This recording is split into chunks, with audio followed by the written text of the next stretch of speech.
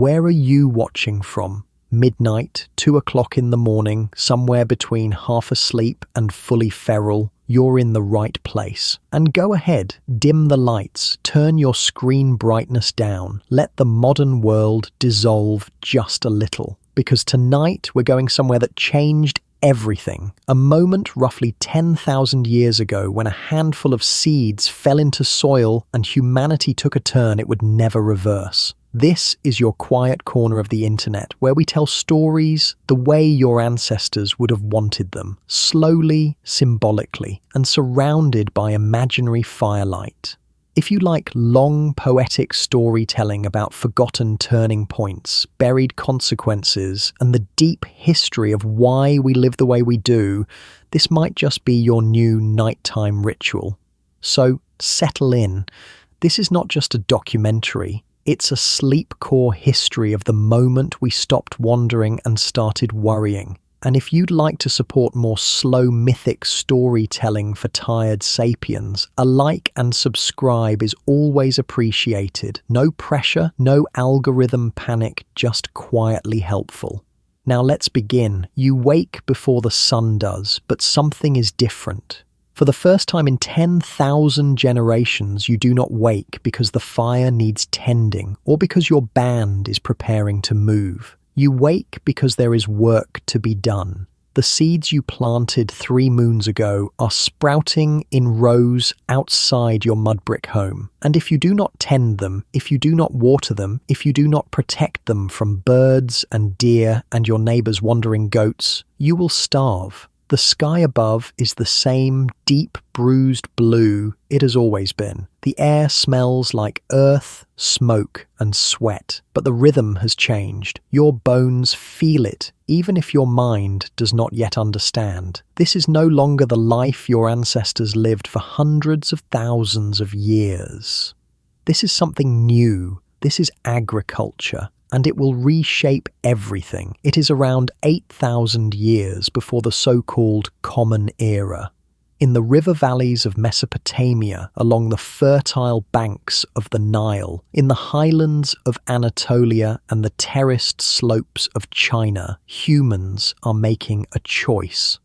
Not all at once, not everywhere, but gradually, generation by generation, they are trading mobility for permanence. They are planting wheat, barley, rice, and maize. They are penning sheep and goats. They are building homes that do not move. They are inventing storage, surplus, and with it, something far more dangerous. They are inventing ownership.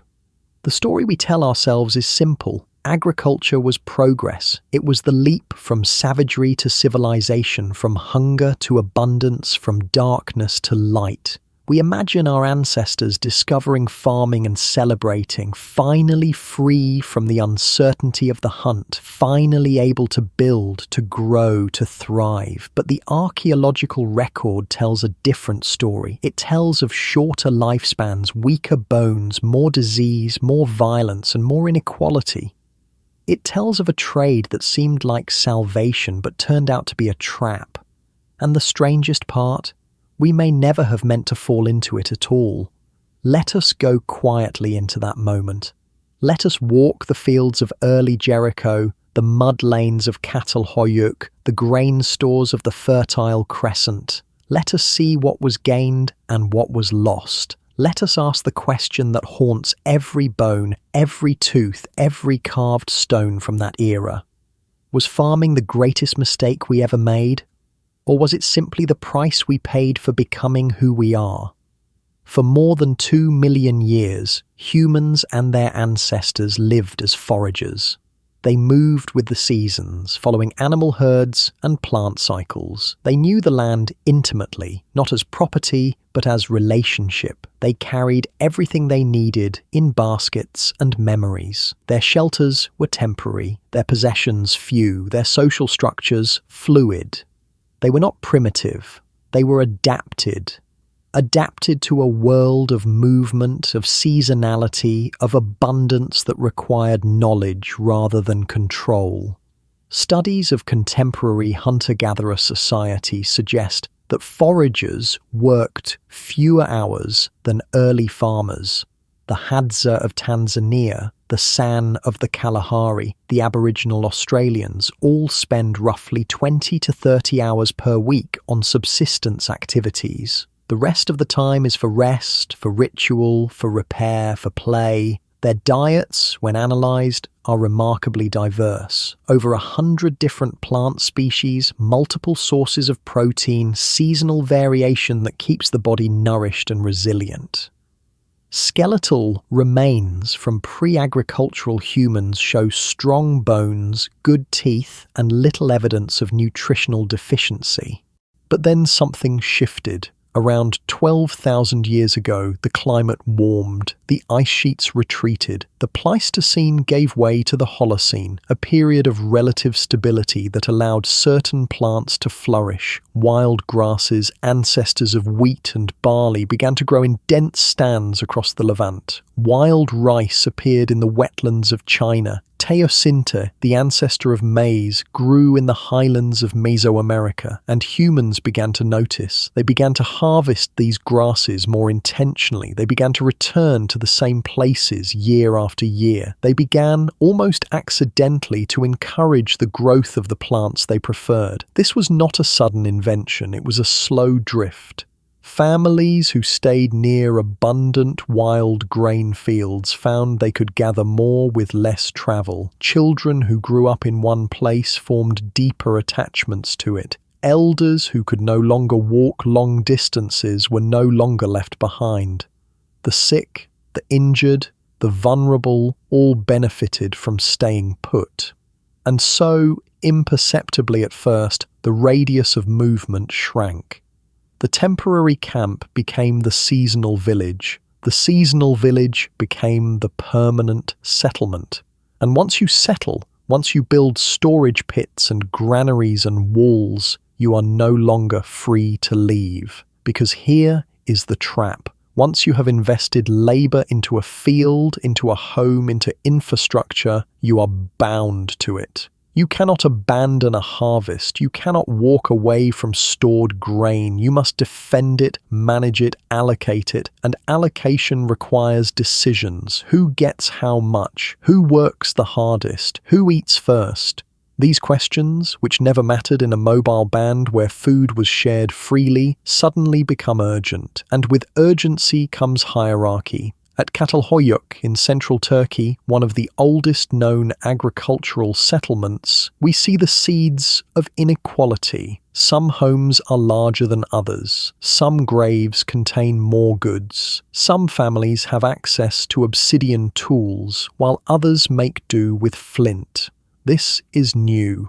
In the Paleolithic, grave goods are remarkably uniform. Everyone, more or less, is buried the same way. But in the Neolithic, chai begins to stratify. Wealth, status, and power start to concentrate. And once that happens, once some people have more than others, the social fabric begins to fray.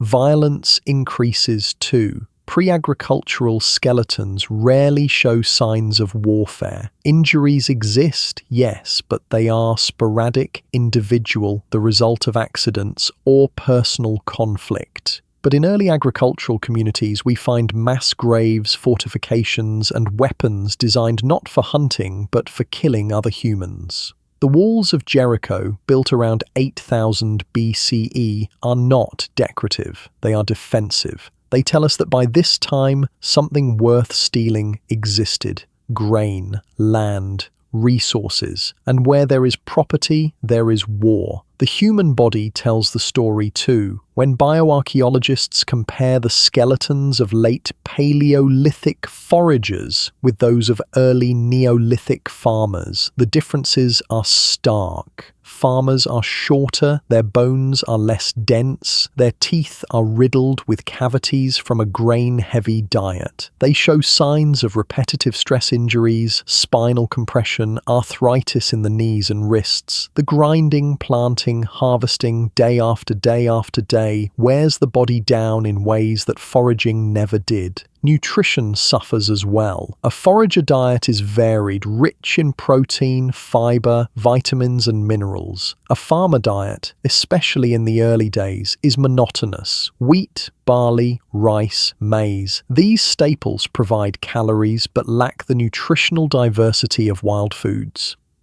Protein intake drops. Micronutrient deficiencies appear. Anemia, scurvy, pellagra, diseases of deficiency become common. Ironically, in the age of agriculture, when food production increases, the people who produce it become less healthy. And then there is disease. Sedentary life creates conditions for pathogens to thrive. When people live in one place, when they share space with domesticated animals, when waste accumulates and water sources become contaminated, disease spreads.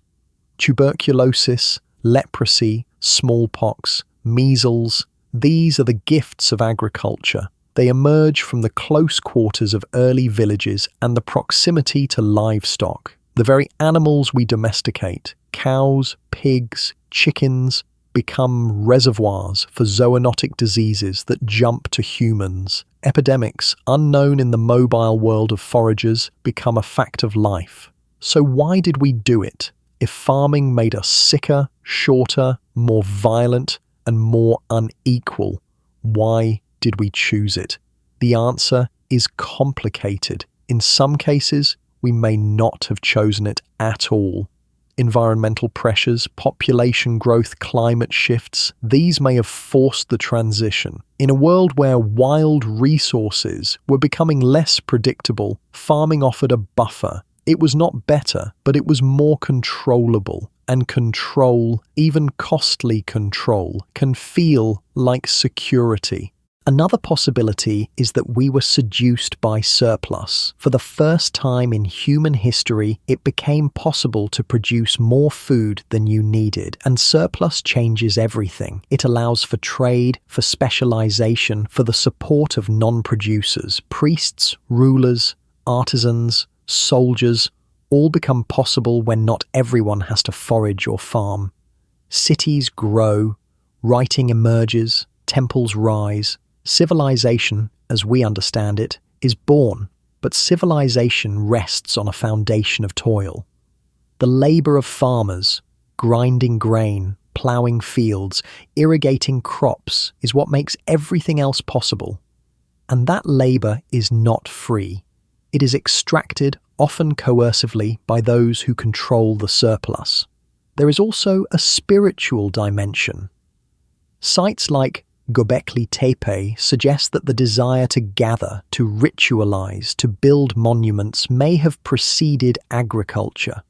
Perhaps we did not settle because we farmed. Perhaps we farmed because we settled, because something in us wanted to return to the same sacred place, to bury our dead in the same soil, to build circles of stone and meaning. And once we committed to that place, once we anchored ourselves spiritually, we had no choice but to grow food nearby. But whatever the reasons, the transition was irreversible. Once you plant a field, you are tied to it. Once you build a granary, you must defend it. Once you create surplus, you must distribute it. And distribution requires power. Power requires enforcement. Enforcement requires violence. This is the logic of agriculture. It is the logic that leads step by step from the first planted seed to the first king, the first tax collector, the first war over land. And the trap closes tighter with each generation. Children born into farming know no other life. The skills of foraging, once passed down through story and practice, are forgotten. The ability to read the land, to track animals, to identify hundreds of plant species, all of this fades. In its place comes a new kind of knowledge. How to plough, how to sow, how to thresh, how to measure grain, divide land, calculate interest. The mind that once held the entire ecosystem in memory now holds only the narrow band of information needed to survive within the system.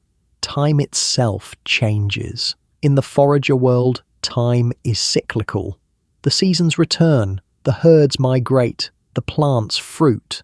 There is no progress, only repetition. But in the agricultural world, time becomes linear. You plant in spring, harvest in fall. You plan for next year. You worry about the future. You accumulate. You save. You hoard. And with this new relationship to time comes anxiety. What if the rains do not come? What if locusts devour the crop? What if the storage rots? The future, once a return, becomes a projection, and projection breeds fear. The gods change too. In the Paleolithic, the sacred is everywhere. Every animal, every tree, every rock holds spirit. But in the Neolithic, the gods consolidate. They become administrators. They demand sacrifice, obedience, tribute. The fertility goddess appears, presiding over grain and birth. The sky god emerges, controlling rain and flood. Temples are built, priesthoods established, rituals codified. Religion becomes institutionalized, and with institutionalization comes control. The shaman, once a mediator between worlds, becomes a priest, and the priest serves the state. At Catalhoyuk, we see this transition in the art. The earlier levels show wild animals, abstract patterns, and ecstatic scenes. But as the settlement grows, the imagery becomes more domestic, more controlled. Bulls are captured, mounted, displayed. The wild is brought indoors, contained, made symbolic rather than real. This is not just a change in aesthetics, it is a change in consciousness. The world is no longer a partner, it is a resource, and the resource must be managed. Irrigation systems are built, diverting rivers, channeling water. Terraces are carved into hillsides, transforming slopes into farmland. Forests are cleared, wetlands drained, landscapes reshaped. For the first time, humans are not adapting to the environment. They are adapting the environment to themselves. This is power, but it is also hubris, because the land once altered does not always recover. Soil erodes, salts accumulate, yields decline. The very act of farming, repeated over centuries, degrades the land it depends on. And so the cycle begins. When yields drop, more land must be cleared. When more land is cleared, more labor is needed. When more labor is needed, populations must grow. When populations grow, more food is needed, and round it goes, a spiral of expansion and exploitation that cannot stop. This is the treadmill of agriculture. Once you step on, you cannot step off. The Mesopotamians learned this the hard way. The Fertile Crescent, once lush with wild grains and game, became a patchwork of irrigated fields. The irrigation, brilliant in its engineering, brought water to the crops, but it also brought salt. Over centuries, the salt accumulated in the soil, poisoning the fields. Yields dropped, populations declined, civilizations collapsed, and yet the solution was never to return to foraging. It was to expand, to conquer new land, to extract more resources. The trap, once sprung, held fast. But let us not paint agriculture as purely villainous. It did allow for things that foragers could never achieve. Stability, however costly, enabled the growth of knowledge. Writing emerged, preserving information across generations. Mathematics developed, tracking surplus and trade. Astronomy flourished, aligning planting schedules with celestial cycles. Architecture reached new heights, from ziggurats to pyramids. Art became more elaborate, music more complex, stories more layered. And there is beauty in the agricultural world. The rhythm of planting and harvest, the satisfaction of seeing seeds become grain, the communal effort of threshing and milling. There is meaning in tending the land, in coaxing life from soil, in feeding your family through your own labor. This is not nothing. For many farmers across millennia, there has been pride in the work, dignity in the effort, and joy in the harvest. Moreover, agriculture allowed human populations to grow in ways that foraging never could. More food meant more people. More people meant more innovation, more diversity, more culture.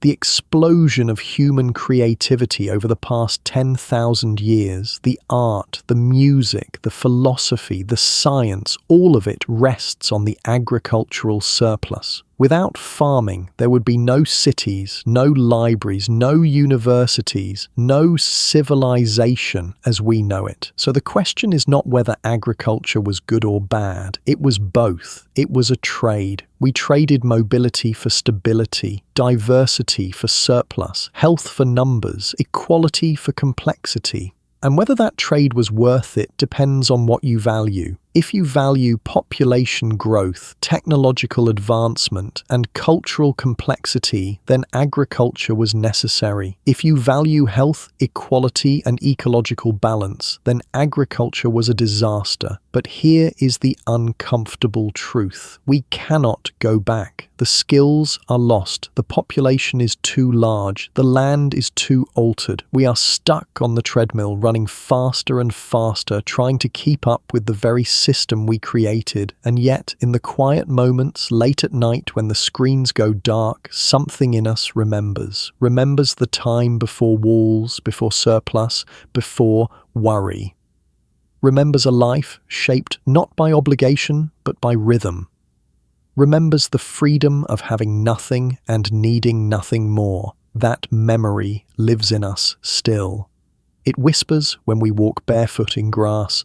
It stirs when we sit around a fire. It aches when we feel the weight of mortgages, deadlines, and endless accumulation. It is the ghost of the forager, still wandering inside our agricultural bodies, still longing for a life we can no longer live.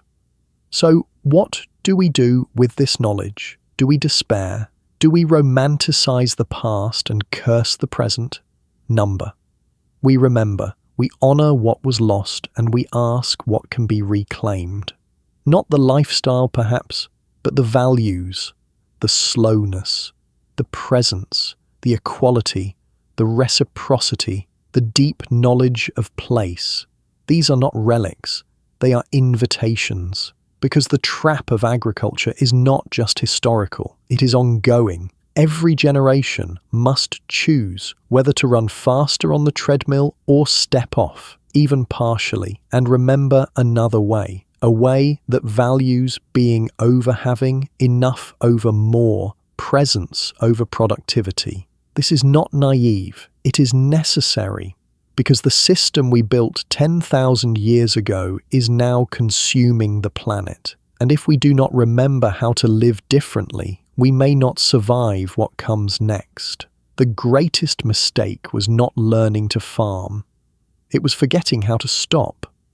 Let us return now to the grain fields of early Mesopotamia, to the mud and sweat of a morning 8,000 years ago.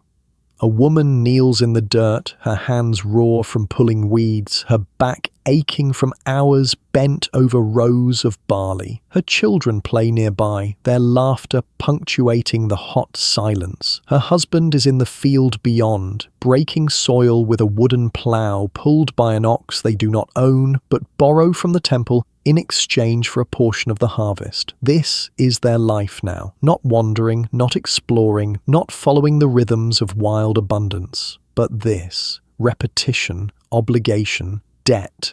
The debt is new. In the forager world, there was no such thing. You owed no one anything except perhaps your presence, your effort, your share of the hunt. But now, with agriculture, debt has entered human consciousness like a parasite. The temple owns the ox, the seeds, the irrigation rights. In return, the family owes labor, grain, and loyalty. If the harvest fails, the debt remains. It compounds. It becomes a chain that binds not just this generation, but the next. This is one of agriculture's most insidious inventions: debt. The idea that you can owe more than you have, that your future labor can be claimed before it is even performed. In Sumer, in Babylon, in Akkad, the earliest written records are not poems or prayers. They are contracts, loan agreements, and lists of obligations. Clay tablets inscribed with cuneiform spell out who owes what to whom. Interest rates are calculated. Collateral is seized. If you cannot pay, you sell your labor. If you still cannot pay, you sell your children. This is not an exaggeration. Debt slavery is one of the oldest institutions of agricultural society, and it begins innocently enough. A bad harvest, a sick animal, a flooded field, you borrow to survive, but the terms are unforgiving. The interest is steep, and before long, you are not farming for yourself. You are farming to pay off what you owe. Your labor, once your own, now belongs to someone else. And who is this someone else? In the earliest agricultural societies, power consolidates quickly. Those who control the surplus control everything.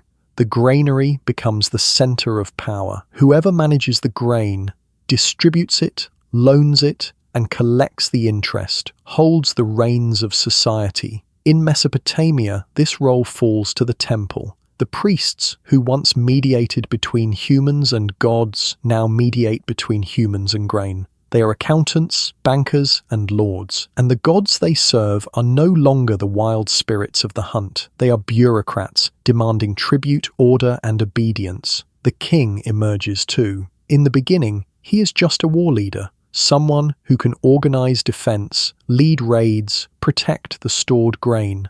But over time, his role expands. He becomes the law, the tax collector, the judge. He claims divine right, positioning himself as the representative of the gods on earth. And with that claim comes absolute power. The king's word is law. His granaries are full, his armies enforce his will, and beneath him the farmers toil, generation after generation, bound to the land, bound to the debt, bound to the system. The invention of writing accelerates this control. In Uruk, around 3200 BCE, cuneiform script appears, not to record epic tales or philosophical musings, but to track transactions. How much grain was delivered, how much was owed, who paid, who did not. Writing is born as a tool of administration, a technology of control, and it is stunningly effective, because once obligations are written down, they become permanent. Memory can fade, stories can shift, but a clay tablet does not lie. What is written is fixed, and what is fixed is enforceable.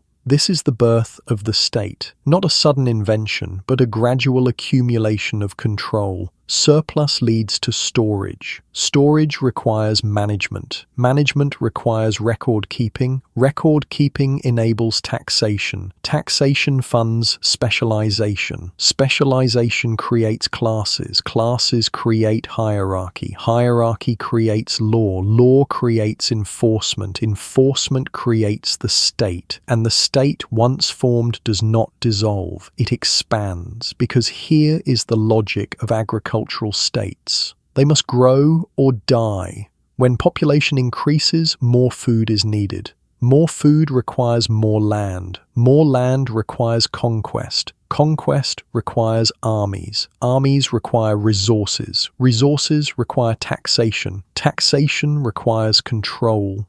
And round it goes, a machine that feeds on itself, growing larger, more complex, more powerful, until it collapses under its own weight or is conquered by a rival. The violence of agricultural societies dwarfs anything seen in the Paleolithic. War becomes systematic, organized, and total. Armies are raised, equipped, and trained. Fortifications are built, weapons are forged, strategies are developed, and the reasons for war multiply: land, water, grain, slaves, glory, revenge. In Mesopotamia, the city-states are in constant conflict. Ur fights Lagash. Lagash fights Umma. Akkad conquers all, then collapses. Babylon rises, dominates, and falls. The cycle repeats, over and over, written in blood and clay. Slavery too becomes institutionalized. In the Paleolithic, there is no such thing. A captive might be adopted into the band or killed, but they cannot be owned. Ownership requires property, and property requires agriculture. But once you have surplus, once you have fields to work and walls to build, slaves become economically viable. They are captured in war, bought in markets, bred in captivity. Their labor is extracted without compensation. They are property, no different from cattle or tools. And the legal codes of early agricultural societies, from Hammurabi to the Hittites, spell out the rules. How to buy a slave, how to punish a slave, how much compensation is owed if your slave is killed. This is the dark foundation of civilization. The wealth that builds temples, the labor that erects monuments, the surplus that feeds philosophers and poets, much of it is extracted through coercion, through debt, through slavery. The great achievements of agricultural societies rest on the backs of those with no choice, no freedom, no voice. And this pattern repeats across the world. In Egypt, in China, in Mesoamerica, in the Andes, wherever agriculture takes root, hierarchy follows.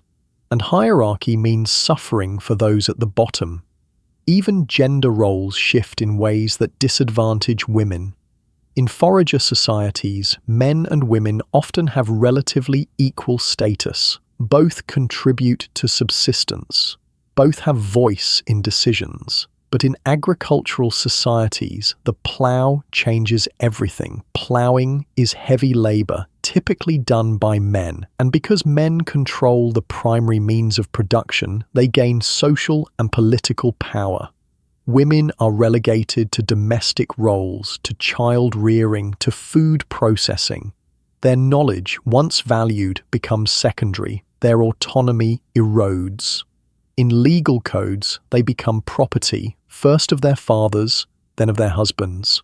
And childbirth becomes more dangerous. Sedentary life and a grain-heavy diet lead to pelvic changes that make labor more difficult. Maternal mortality rises, infant mortality rises, and yet birth rates increase because children are now economically valuable.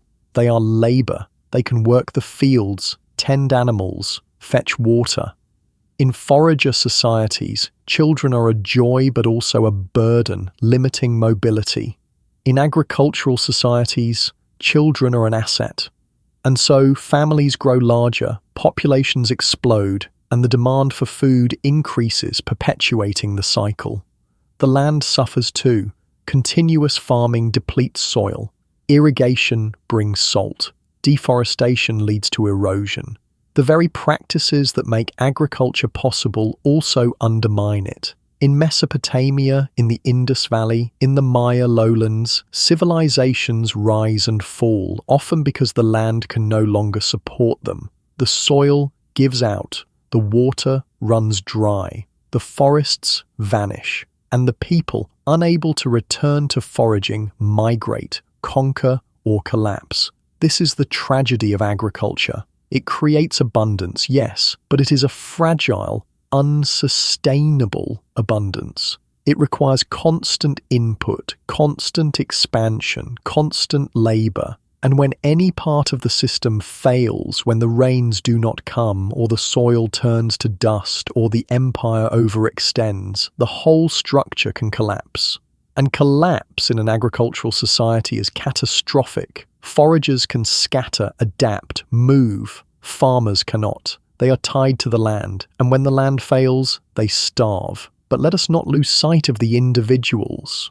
The woman in the barley field is not a statistic. She is a person. She has dreams, fears, loves, losses. She watches her children grow and wonders if they will have a better life. She remembers the stories her grandmother told, stories of a time before walls, before kings, before the endless work. But those stories are fading. Her children will not remember them. They will know only this life, this toil, this weight, and yet she endures.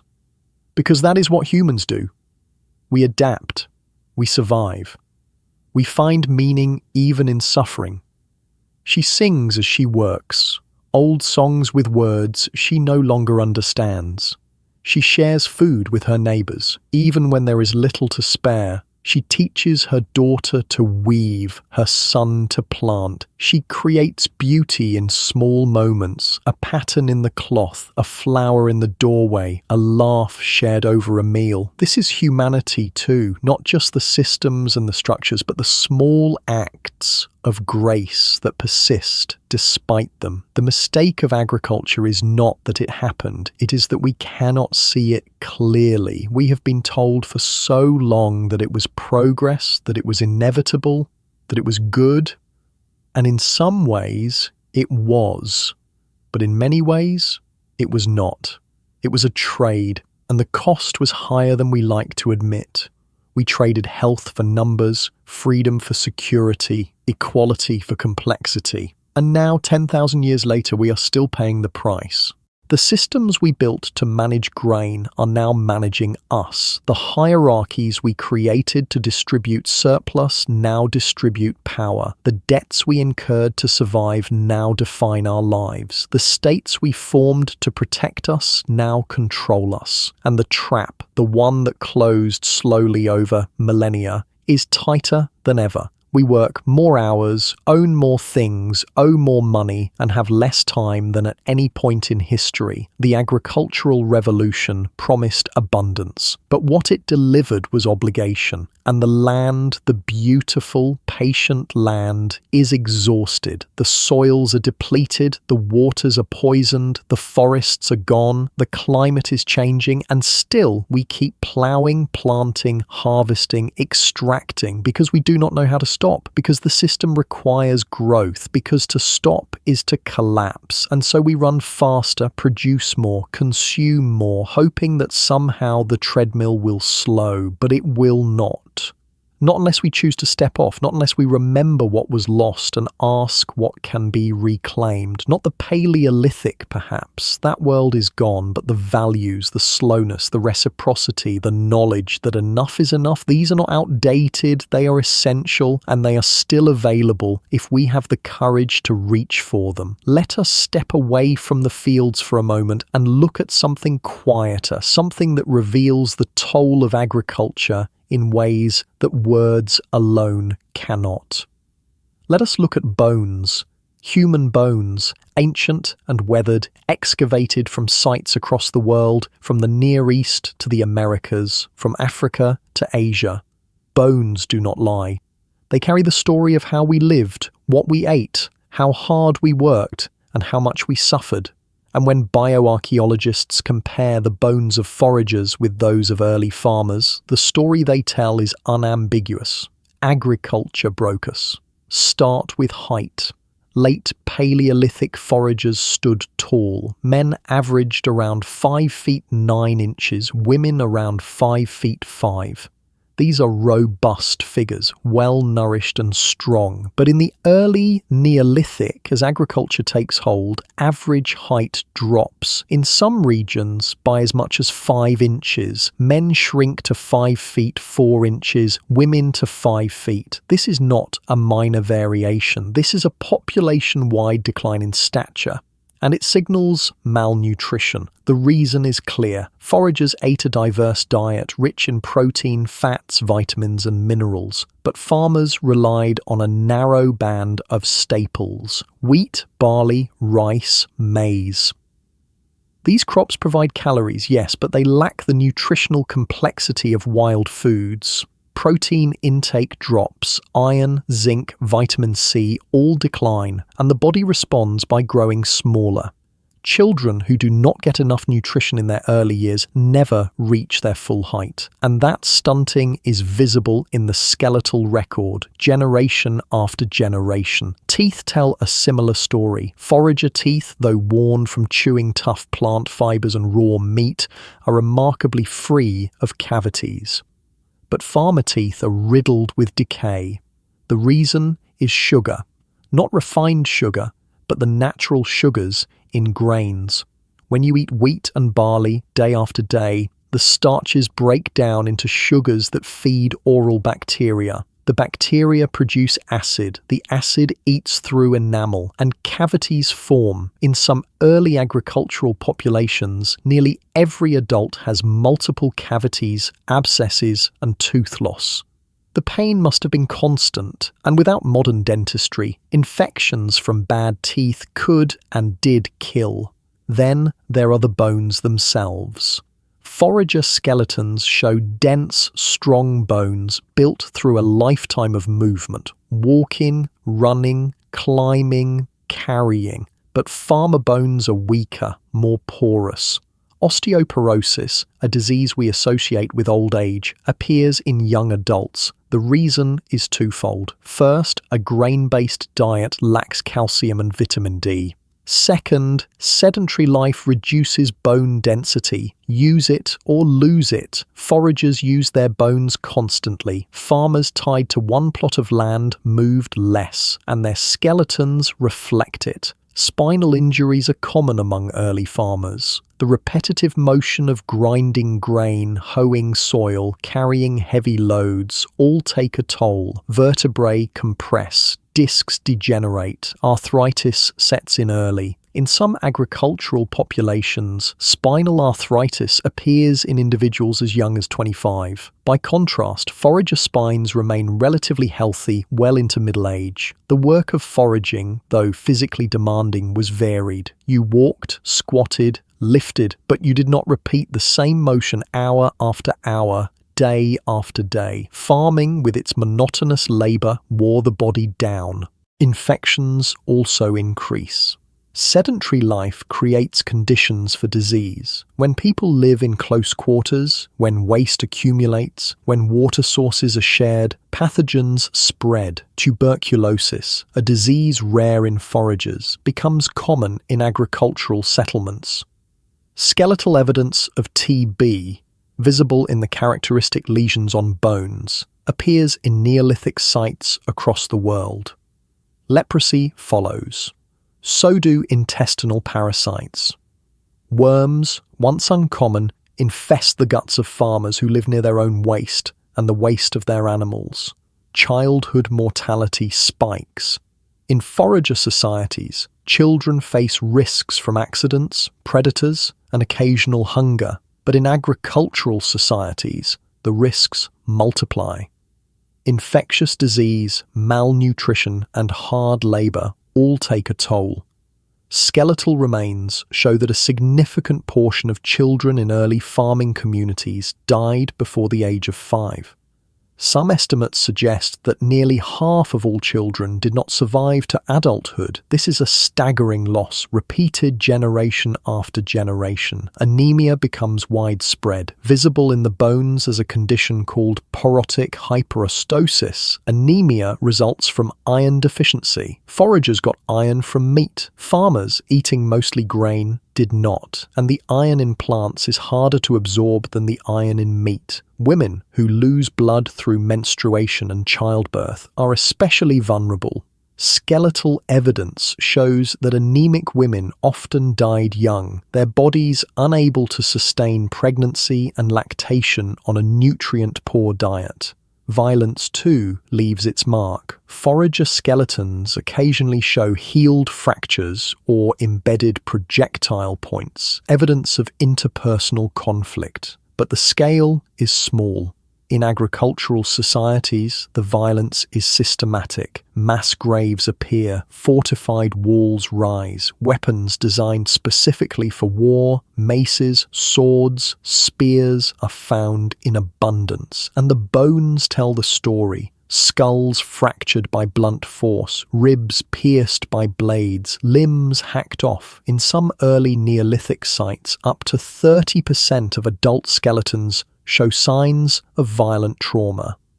This is not occasional conflict. This is organized warfare. Women's skeletons, in particular, reveal a darker story. Evidence of physical abuse increases in agricultural societies. Healed fractures in forearms, the so-called parry fractures that occur when you raise your arm to block a blow, become common. Pelvic injuries increase, likely from difficult childbirth exacerbated by malnutrition and early pregnancy. And in some sites, women's graves contain fewer goods than men's, suggesting a decline in status. Child labour is visible too. Juvenile skeletons from farming communities show signs of stress. Growth arrest lines visible in long bones indicate periods of severe malnutrition or illness during childhood. Joint wear in children as young as 6 or 7 suggests they were put to work early, carrying water, tending animals, helping in the fields. Childhood, as a protected period of play and learning, begins to erode. And then there is the evidence of social stratification. In forager burials, grave goods are minimal and relatively equal. A few tools, some ochre, perhaps a shell necklace.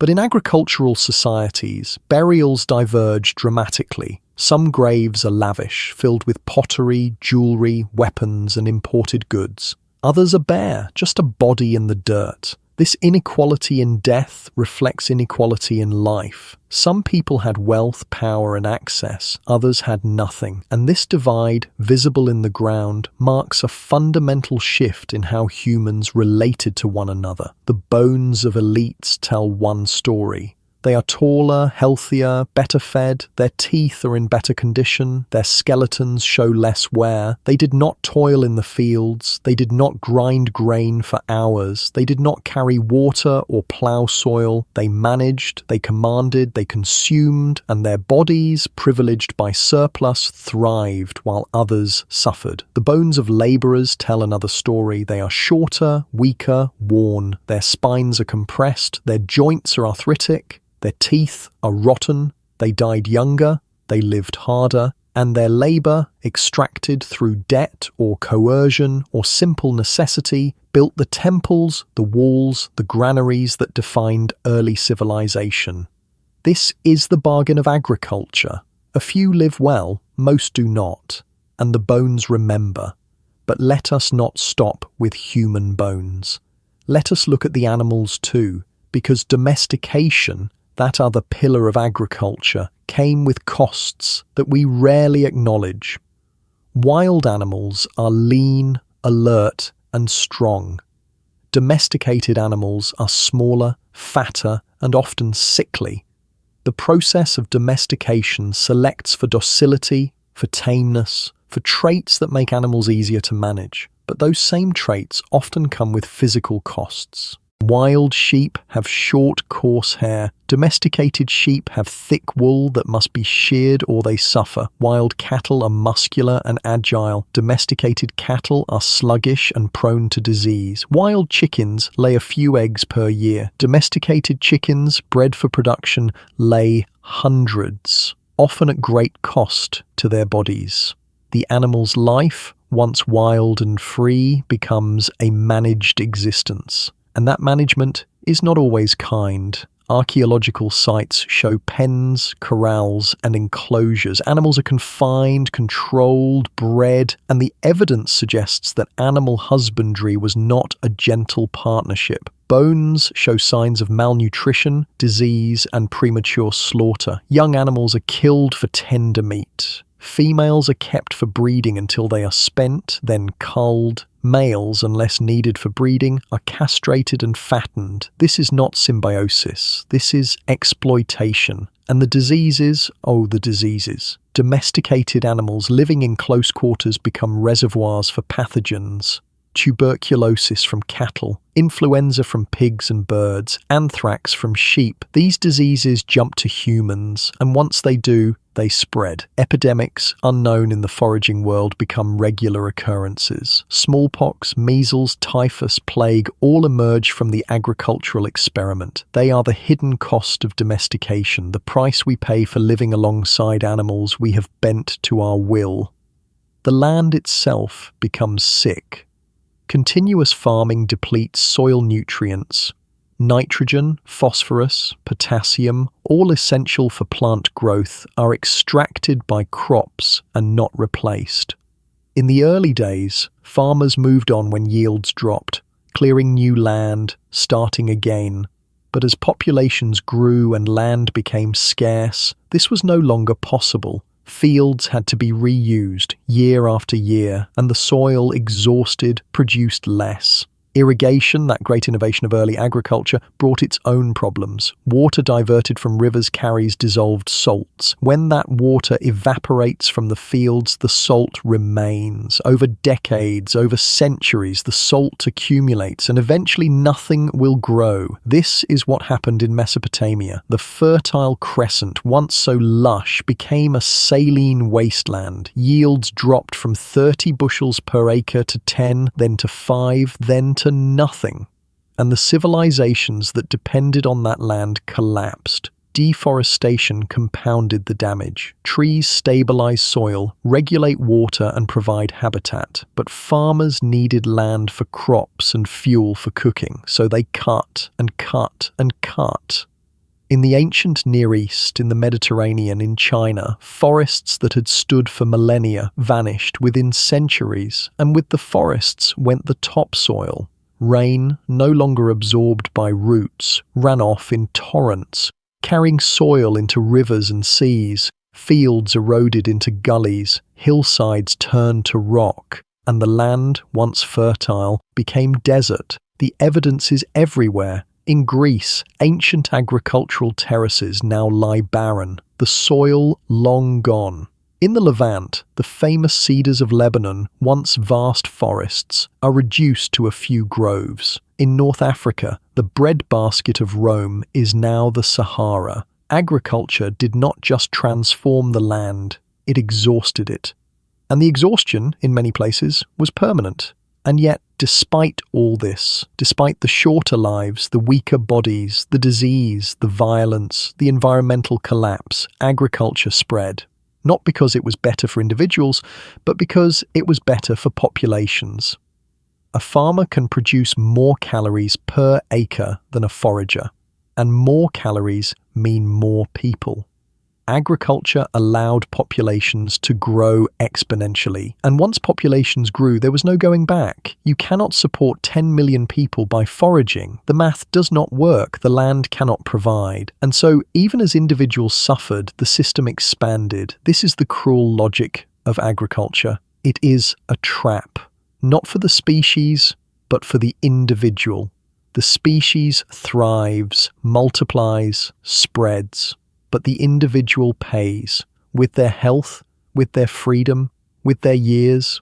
The bones tell this story, in fractures and cavities, in arthritis and anemia, in the short stature and early graves. They tell of a trade made long ago, a trade that benefited the collective at the expense of the personal, and that trade, once made, could not be unmade.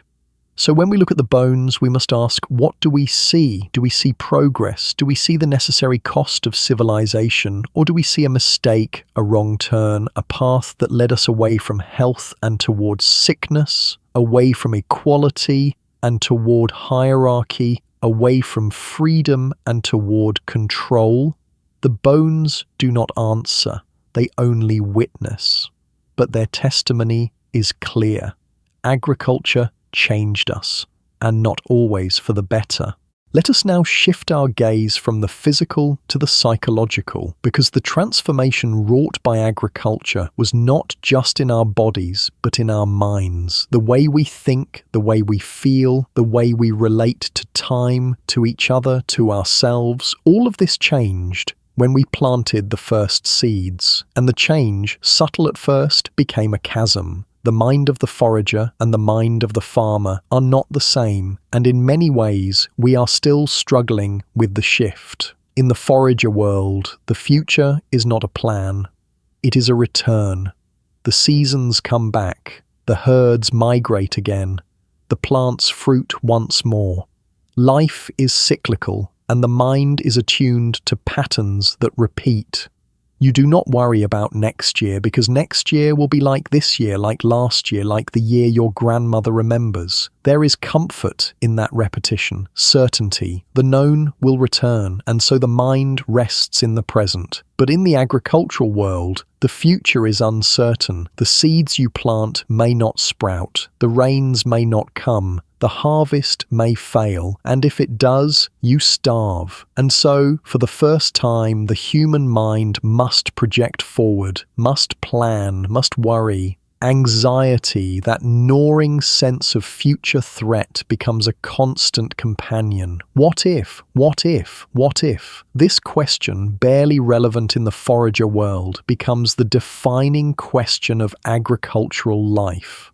And with anxiety comes a new relationship to time. Time is no longer something you inhabit. It is something you manage. You must plant at the right time, harvest at the right time, store, ration, plan. The mind, once free to wander, now becomes a scheduler. And scheduling requires measurement, days, months, seasons, years. The calendar, that tool of control, is also a tool of anxiety. It reminds you constantly of what must be done, of what is coming, of what might go wrong. Sleep changes too. In the forager world, sleep follows the rhythm of light and darkness. You wake with the sun, rest when tired, sleep when it is dark. There is no alarm, no schedule, no obligation to rise at a certain hour.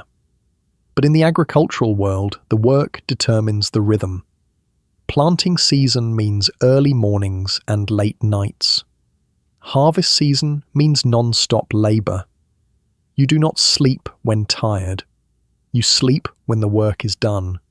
And often, the work is never done. The quality of sleep deteriorates. Foragers, living in small bands, slept close to one another, surrounded by the sounds of breath and the warmth of bodies. This co-sleeping, this proximity, regulated stress. It provided safety, comfort, continuity. But in agricultural societies, as homes become more structured and families more nuclear, sleep becomes more isolated. You sleep in your own space, cut off from the group. And the nervous system, evolved for communal rest, struggles with the isolation. Moreover, the content of thought shifts. The forager mind is relational. It thinks in terms of connections. This plant grows near that tree. This animal appears when the moon is full. This weather pattern follows that bird migration. The mind is a web of associations, a living map of relationships. But the farmer mind is transactional. It thinks in terms of inputs and outputs. If I plant this much, I will harvest that much. If I trade this, I will receive that. The mind becomes a ledger, and the ledger is always calculating. This transactional thinking extends to relationships. In the forager world, generosity is the norm. You share what you have because tomorrow someone will share with you. Reciprocity is not calculated. It is assumed. But in the agricultural world, where surplus can be stored and ownership is defined, generosity becomes strategic. You give, but you remember. You help, but you expect return. Relationships, once fluid and open, become exchanges, and exchanges require accounting. Debt, as we have discussed, is one consequence. But there is another, more subtle shift. The sense of obligation. In the forager world, you owe your presence, your effort, your goodwill. But these are freely given and freely received. In the agricultural world, you owe grain, labor, money. And these debts are enforced. The mind, once free, becomes burdened. You carry your obligations like stones, and the weight never fully lifts. Identity changes too. In the forager world, identity is fluid.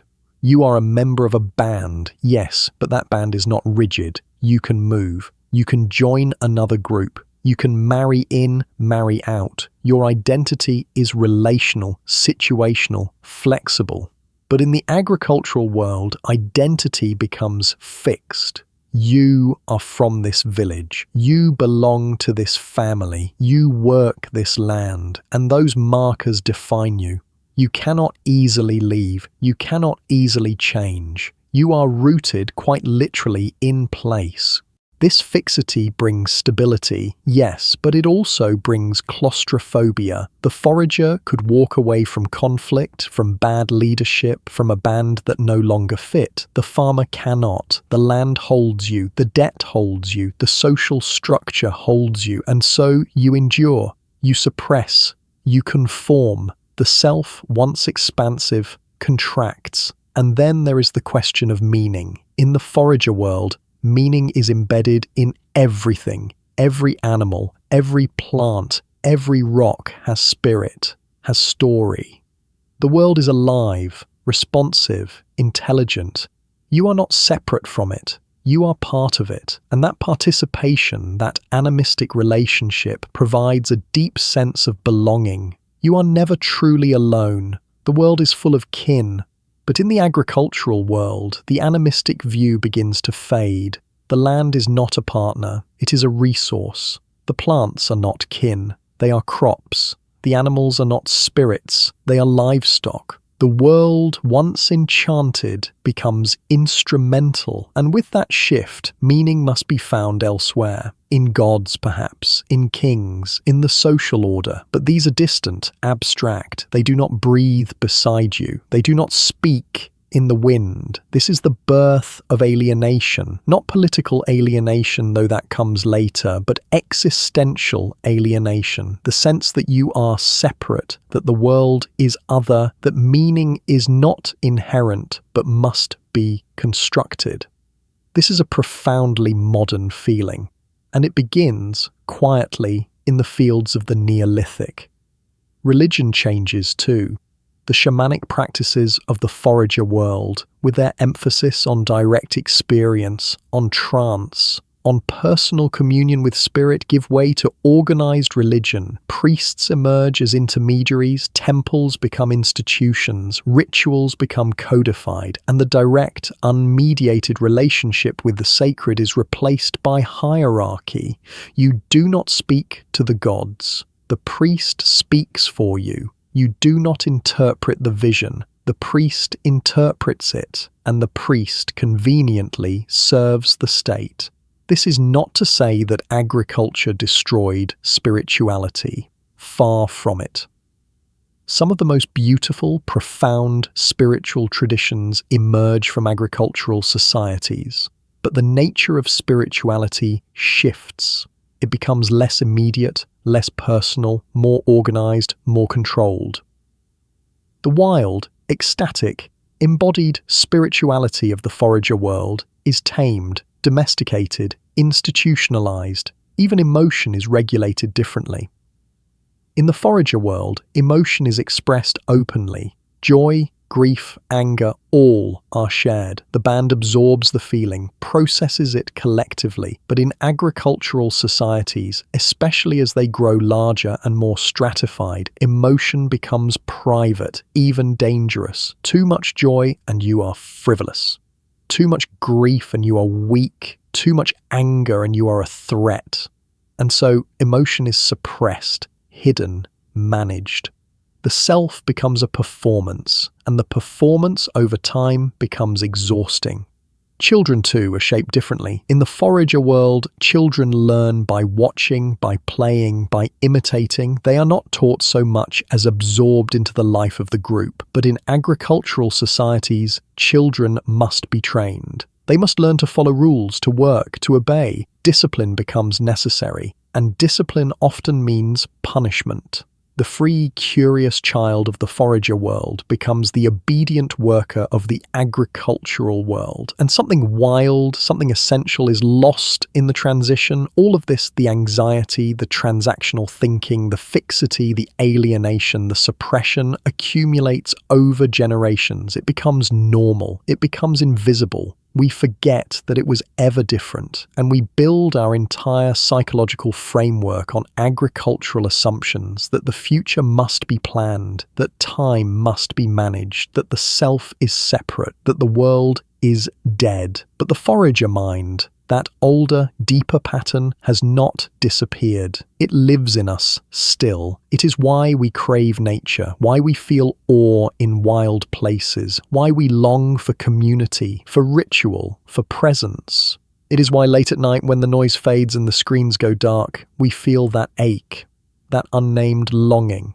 that sense that something, somewhere, was lost. And that loss, though we cannot articulate it, shapes us still. This is the psychological trap of agriculture. It changed not just how we live, but how we think, how we feel, how we experience being human. And that change, invisible as it is, may be the deepest cost of all. Let us return now to the fields, but this time let us look not at the labour or the soil or the grain, but at the surplus. Because surplus is where the trap truly closes. Surplus is what makes agriculture seem like progress. Surplus is what allows cities, writing, art, philosophy, all the things we associate with civilization. But surplus is also what creates hierarchy, war, slavery, and environmental collapse. It is a double-edged seed, and once it sprouted, there was no putting it back in the ground.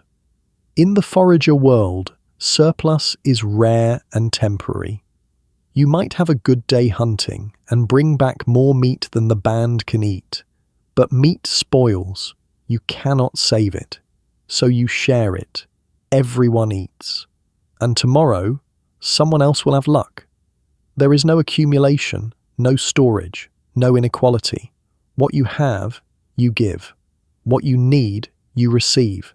This is not altruism, it is practicality, and it keeps the group cohesive. But agriculture changes everything. Grain can be stored, dried, it lasts for years, and suddenly, for the first time in human history, you can have more than you need. You can save, you can hoard, you can accumulate. And once you can accumulate, the social dynamics shift. Those who control the surplus control the group. At first, surplus might seem like pure benefit. Extra grain means security. If the harvest fails next year, you have reserves. If a neighbor is hungry, you can help. Surplus is insurance, generosity, stability. But very quickly, surplus becomes power. Because whoever controls the grain controls who eats, and who eats is who survives. In the earliest agricultural villages, surplus is probably managed communally. The grain is stored in a central location. Everyone contributes, everyone draws from it. But as villages grow and populations increase, communal management breaks down. Someone must decide how much to store, how much to distribute, how much to save, and that someone becomes powerful. This is the origin of leadership in agricultural societies. Not the charismatic hunter or the wise elder, but the manager, the person who can count, allocate, ration. At first, this role might be informal, even reluctant, but over time it becomes formal, hereditary, sacred. The manager becomes the priest, the king, the lord, and the surplus, once a communal resource, becomes their property. Property is another new invention. In the forager world, land cannot be owned. It is shared, used, respected. But in the agricultural world, once you invest labor into a field, once you plant and tend and harvest, the idea emerges that this field is yours. You worked it, you improved it, you should benefit from it. And so boundaries are drawn, stakes are placed, ownership is claimed, and ownership requires defense. Because if grain can be stored, it can also be stolen. If land can be owned, it can also be taken. And so walls go up, guards are posted, weapons are forged. The surplus, which was supposed to bring security, now requires constant vigilance. The very thing that was meant to free us binds us. Taxation emerges naturally from surplus. If the priest or king manages the grain, they can claim a portion for themselves. At first, this might be justified. They perform rituals, they organize defense, they mediate disputes, but over time, the portion they claim grows, and the labor of the many supports the luxury of the few. In Mesopotamia, temple records show that priests and administrators consumed a vastly disproportionate share of the surplus. They ate better, lived longer, had more leisure, and the farmers who produced the grain lived on the edge of subsistence. This inequality, invisible in the forager world, becomes institutionalized in agricultural societies, and it is justified through ideology. The king is divine, the priest is sacred, the noble is superior. These are not just people who control surplus. They are special, chosen, blessed. And the farmers, the laborers, the slaves, they are not.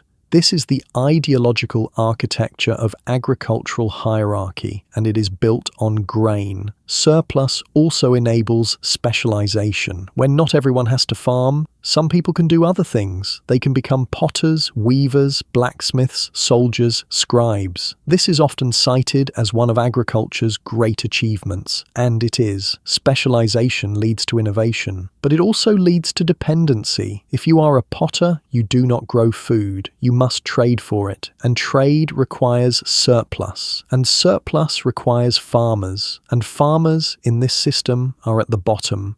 The more specialized a society becomes, the more interdependent and fragile it is. A forager band is resilient. If one person is sick, others step in. If one resource fails, they shift to another. But an agricultural society, with its specialists and surplus and interdependence, is brittle.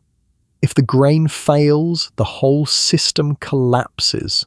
If the surplus is raided, people starve. If the irrigation system breaks, the fields turn to dust. The very complexity that seems like strength is actually vulnerability. And surplus attracts enemies. A forager band has nothing worth taking. Their wealth is in their knowledge, their relationships, their mobility. But an agricultural settlement has grain, animals, tools, goods. And these can be stolen, and so raiding becomes common. Nomadic pastoralists who live on the margins of agricultural zones raid the villages, and the villages in turn raid each other. War, as we have discussed, becomes systematic, and it is fueled by surplus. Even alliances are shaped by surplus. Villages trade grain for obsidian, for shells, for copper. Trade networks emerge, stretching hundreds of miles. And these networks, while fostering exchange, also create dependency and conflict. If a trade route is disrupted, if a partner village is conquered, the whole system is affected. Surplus, far from isolating communities, ties them together in webs of obligation, exchange, and potential conflict. The surplus also demands labor. More grain requires more planting, more harvesting, more processing, and so populations grow to meet the demand. More hands are needed, and those hands are provided by children, by captives, by the poor. Labor becomes a commodity, and those who provide it have little choice: work or starve. This is the bargain, and the work is hard. Grinding grain alone is backbreaking. In ancient Egypt, in Mesopotamia, in Mesoamerica, women spent hours every day grinding grain into flour. The motion, repetitive and relentless, wore down their bones. Skeletal remains show arthritis in the wrists, elbows and shoulders. The surplus that fed the civilization was produced through pain. Moreover, surplus creates waste. In the forager world, nothing is wasted. Every part of the animal is used. Every edible plant is consumed. But in agricultural societies, surplus leads to excess. Grain rots in storage. Animals are slaughtered in numbers too large to consume. Food is wasted, thrown away, left to spoil. This is not a sign of abundance. It is a sign of mismanagement, and it is a direct result of surplus. Environmental degradation, too, is driven by surplus. To produce more grain, more land must be cleared. To store more grain, more infrastructure must be built. To trade more grain, more resources must be extracted. The surplus economy is an extraction economy, and extraction without limits leads to collapse. The tragedy is that surplus was supposed to make life easier. It was supposed to provide security, leisure, freedom. But it did the opposite. It created obligation, hierarchy, and toil. It turned the land into a resource, the neighbour into a competitor, and the future into a source of anxiety. The surplus, far from liberating us, enslaved us. And yet we cannot let it go. Because to let go of surplus is to let go of civilization. No surplus means no cities, no temples, no writing, no art, no philosophy. Everything we value, everything we call human achievement rests on that foundation of stored grain, and so we are trapped between the freedom of having nothing and the burden of having too much, trapped in a system we created but cannot escape. This is the heart of the mistake. Not that we learn to farm, but that we learn to store. Not that we grew grain, but that we grew surplus. And surplus, that double-edged seed, has defined human history ever since. It built civilizations, and it buried them. And we are still, even now, trying to figure out how to live with what we have sown. The end comes slowly, then all at once. Not the end of humanity, but the end of an era. The end of the first cities, the first empires, the first experiments in agricultural civilization. Because surplus, as we have seen, is not sustainable. It requires constant input, constant growth, constant extraction. And the land, patient as it is, eventually says no. Let us visit ancient Sumer. Around 2000 BCE, the cradle of civilization, the land between the rivers, is in decline. The fields that once produced 30 bushels of barley per acre now produce 10. The irrigation canals, once marvels of engineering, are clogged with silt. The soil, once dark and rich, is white with salt. And the people who built ziggurats and invented writing and composed the first epic poems are leaving, migrating, abandoning the cities their ancestors built. What happened? The answer is simple and devastating: unsustainable agriculture. For centuries, the Sumerians irrigated their fields with water from the Tigris and Euphrates. The water brought life, but it also brought salt, and the salt accumulated. At first, the effects were subtle. Yields dropped slightly, but farmers compensated by clearing more land, planting more fields. For a while, this worked, but eventually there was no more land to clear, and the salt kept rising. Barley, the staple crop, is salt-tolerant, but even barley has limits, and when the salt levels exceeded those limits, barley failed. Farmers switched to wheat, which is less tolerant. Wheat failed faster, and then, in field after field, nothing grew. The land, exhausted and poisoned, stopped producing, and the civilization, which had flourished for over 1,000 years, collapsed. This is not unique to Sumer. The same pattern repeats across the world.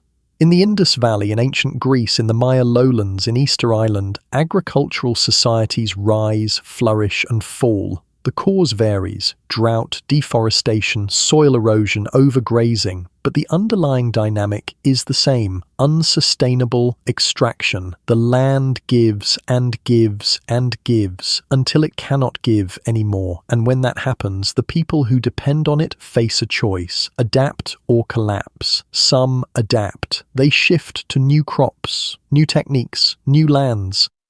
But adaptation is costly. It requires labour, resources, innovation, and not every society can manage it.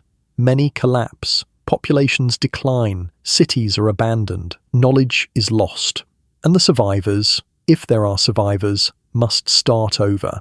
The Maya are a striking example. In the lowlands of Central America, the Maya built one of the most sophisticated civilizations in the pre-Columbian Americas. They developed advanced mathematics, astronomy, and writing. They built massive stone cities, temples that reached toward the sky, and they supported all of this through intensive agriculture, slash-and-burn farming, terracing, raised fields in wetlands. For centuries, it worked, but the population grew, and the demands on the land increased, and eventually the system broke. Deforestation was part of it. The Maya cleared vast forests to plant maize. But without trees, the soil eroded. The rains, no longer absorbed by roots, ran off in torrents, carrying topsoil into rivers. Droughts became more frequent and severe. Some researchers suggest that the Maya's own deforestation contributed to regional climate change, creating a feedback loop that made agriculture even harder. And then came the collapse. Around 900 CE, the great cities of the southern lowlands, Tikal, Copan, Palenque, were abandoned. Not all at once, but over decades. Populations declined by as much as 90%. The stone temples, once centers of power and ceremony, were swallowed by jungle. The knowledge, the art, the achievements, much of it was lost. The northern Maya survived, adapted, continued, but the southern heartland, the birthplace of Maya civilization, fell silent. Why? The answer is complex. Drought, overpopulation, war, political collapse. But underlying all of it was agricultural failure. The land could not support the numbers, and when the land failed, everything else failed too. This is the pattern. Agricultural societies are fragile. They depend on consistent yields, on stable climate, on functioning infrastructure, and when any of those elements fail, the whole system is at risk. Foragers, by contrast, are resilient. They can move, they can adapt, they can shift to different resources, but farmers are rooted. And roots, when the soil turns toxic, become chains. The environmental cost of agriculture is not just historical, it is ongoing. Today, we are still dealing with the consequences of decisions made 10,000 years ago. Soil degradation, deforestation, water depletion, climate change. All of these have roots, quite literally, in the agricultural revolution. Modern industrial agriculture has amplified the problem. We produce more food than ever before. But we do so by mining the soil, draining aquifers, and burning fossil fuels.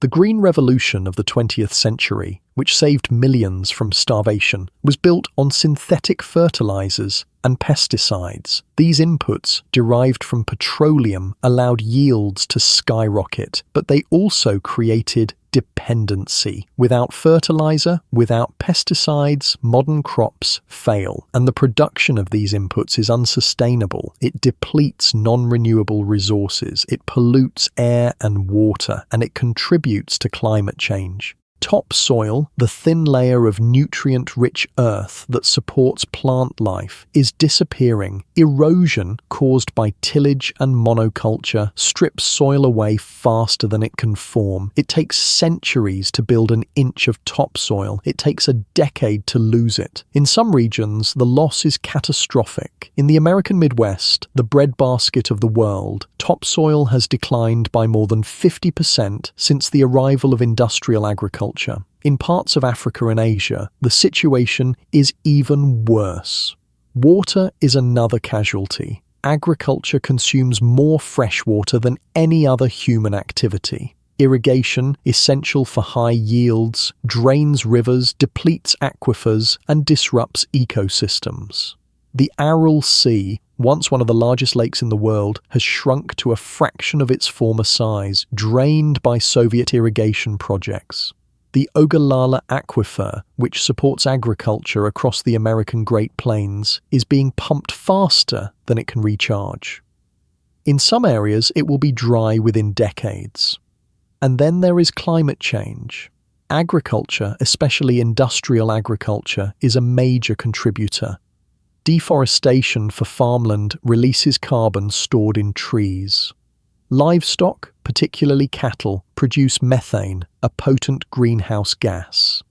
Fertilizer production and use release nitrous oxide, another powerful warming agent.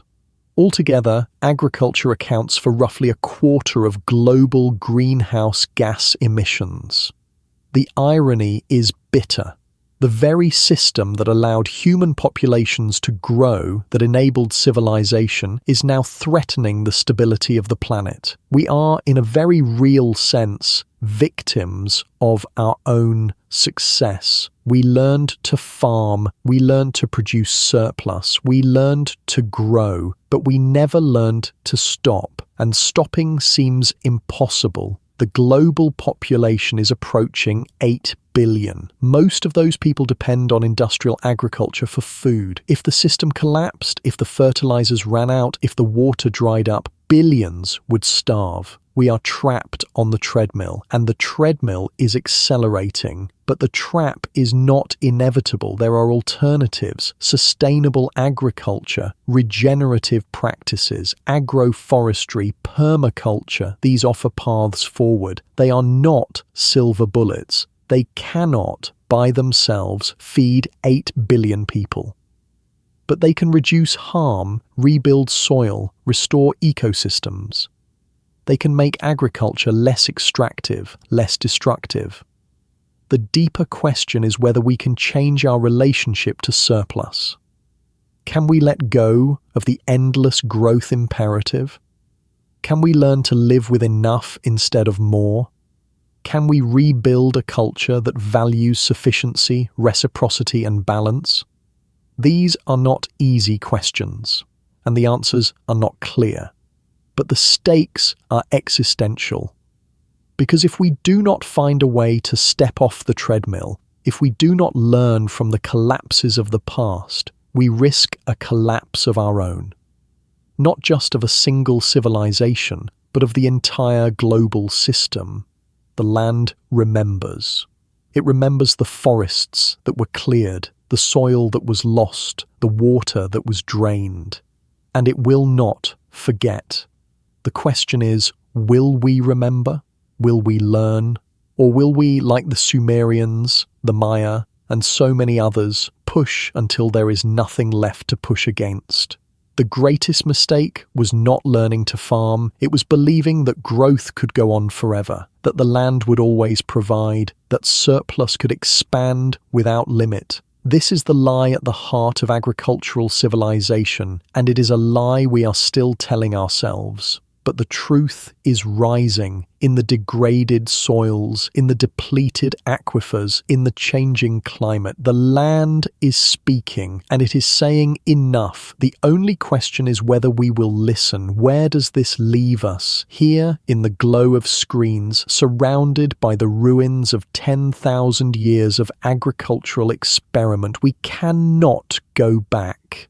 The skills are lost, the populations are too large, the land is too altered. We are, in every sense, the children of agriculture, our bodies, our minds, our societies, all shaped by grain. But we do not have to remain unconscious. We can see the trap for what it is. We can name the costs. We can honour what was lost. The foragers are gone, but their memory lingers. In the pull we feel toward wild places, in the calm that descends around a fire, in the deep, unnamed longing for a life that moves with rhythm rather than racing against time. That longing is not nostalgia, it is inheritance. It is the old brain, the Paleolithic nervous system, whispering that something is wrong, that this is not how we were meant to live, and it is right. We were not meant to live in isolation, in hierarchies, in anxiety. We were not meant to extract and accumulate and consume without end. These are agricultural patterns. They are 10,000 years old, yes, but they are not inevitable. They are choices, and choices can be revisited. So what do? We remember. We slow down. We reconnect. With the land, with each other, with the rhythms that agriculture tried to tame but could not fully erase. We grow food, yes, but we grow it differently. with respect, with restraint, with the knowledge that the land is not infinite. We tell stories, not just about progress and civilization, but about cost and consequence, about the people who lived before walls, before kings, before the endless cycle of planting and debt. We tell those stories not to romanticize the past, but to understand the present, to see that the anxiety, the loneliness, the exhaustion, these are not personal failures, they are systemic. They are the residue of a mistake made long ago. And we forgive. We forgive our ancestors for making the choice. They did not know. They were trying to survive. They were responding to pressures we can barely imagine. And we forgive ourselves for being trapped in the consequences. We did not create this system. We inherited it. But we can, in small ways, resist it. We can choose presence over productivity, community over consumption, enough over more. These are radical acts in an agricultural world. But they are ancient ones. They are the values of the forager carried forward through 10,000 years of noise. And we can imagine a world where the treadmill slows, where surplus is shared, not hoarded, where land is tended, not mined, where time is felt, not managed, where meaning is found not in what you own, but in who you are with. This is not fantasy. This is memory. The memory of a world that worked for 200,000 years before we decided to improve it. The campfire still flickers in us. The circle still calls. And if we listen beneath the noise of notifications and deadlines and debt, we can hear it. The old rhythm, the slow pulse, the breath of the world before we tried to own it.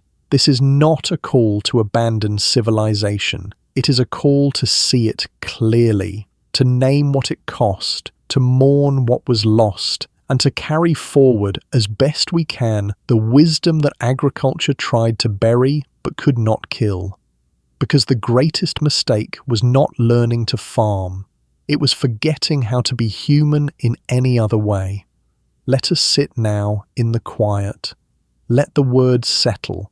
Let the firelight dance across imagined walls. The story is not finished. It continues in you, in the choices you make, in the way you spend your hours, in what you choose to remember and what you choose to forget. The seeds were planted 10,000 years ago. But the harvest is still unfolding, and you, tired sapien, watching in the dark, you are part of it. The question is not whether you can escape the trap, it is whether you can live consciously within it, whether you can hold both the gifts and the costs, whether you can remember the circle even as you walk the line. The forager is not dead. They live in your restlessness, in your longing, in the way your shoulders drop when you step into the forest. They live in the stories you tell, in the food you share, in the moments when time stops and you are simply here, breathing, present, alive. This is the inheritance, not the fields or the granaries or the hierarchies, but the memory. The bodily knowing that we were once something else, something wilder, freer, more attuned, and that somewhere beneath the layers of civilization, beneath the anxiety and the accumulation and the endless forward march, that wildness remains. You cannot reclaim the Paleolithic, but you can reclaim presence. You cannot return to the band, but you can return to the circle. You cannot undo the agricultural revolution, but you can refuse to let it define everything you are. This is the work, not to go back, but to remember forward, to carry the old wisdom into the new world, to plant seeds, yes, but to plant them with intention, with gratitude, with the knowledge that the land is alive and watching and remembering everything we do. The trap is real, the costs are real, but so is the possibility of choosing differently, of living smaller, of wanting less, of being more, of stepping off the treadmill, even for a moment, moment and feeling the ground beneath your feet. The fire is still burning somewhere in the deep past and the possible future. The circle is still gathering, and there is always room for one more. For you, for the part of you that knows, that remembers, that longs for something older than agriculture, older than civilization, older than the whole grand mistake. So tonight, as the glow of the screen fades and the darkness returns, remember this. You are not just the child of farmers. You are the child of foragers, and their memory, carried in your bones, in your nervous system, in the ache you feel but cannot name, is calling you home, not to a place, not to a time, but to a way of being, a way of seeing, a way of walking lightly on the earth, of sharing freely, of trusting the return of the seasons, of knowing that you are not separate from the world, but woven into it. The greatest mistake was forgetting, but memory is not lost. It is only buried, and like seeds in winter soil, it waits. It waits for the moment when the conditions are right, when the rain comes, when the light breaks through, and then, quietly, impossibly, it begins to grow again. This is not the end of the story. It is an invitation to remember, to slow down, to listen, to tend the fire, to gather in circles, to share what you have, to ask for what you need, to honor the land, to tell the stories, to carry forward the wisdom of those who walked before walls, before worry, before the endless accumulation that promised security but delivered only weight.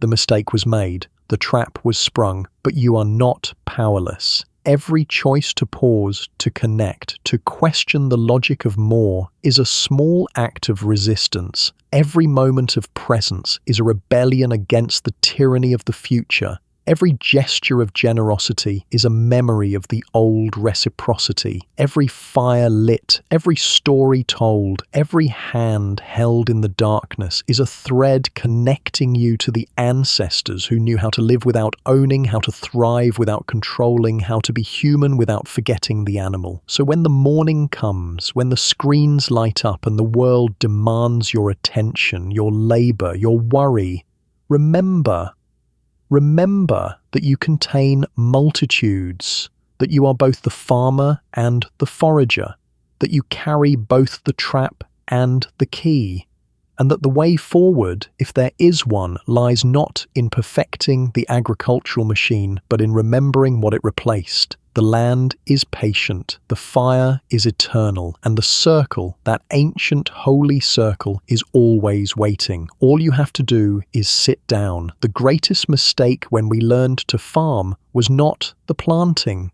it was the forgetting. But forgetting is not permanent. Memory can return. The old ways can whisper through the new, and you, watching from wherever you are, whenever you are, you can choose to listen.